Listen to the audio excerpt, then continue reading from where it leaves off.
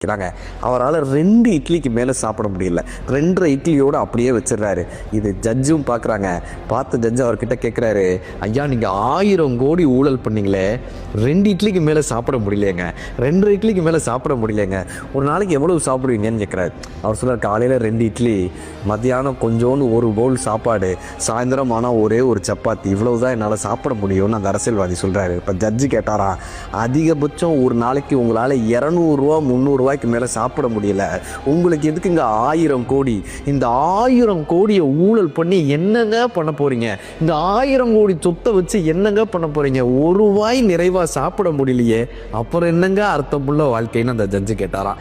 பட்டினத்தில் பாதி இவன் வாங்கி முடித்தான், அந்த பத்தியத்தில் கண்டது போல் வேலி எடுத்தான், அதில் 8 அடிக்கு 8 அடி மாளிகை வைத்து கட்டிவிட்டு 8 அடிக்குள் சென்று படுத்தான்னு கண்ணதாசன் ஐயா சொல்லுவார்.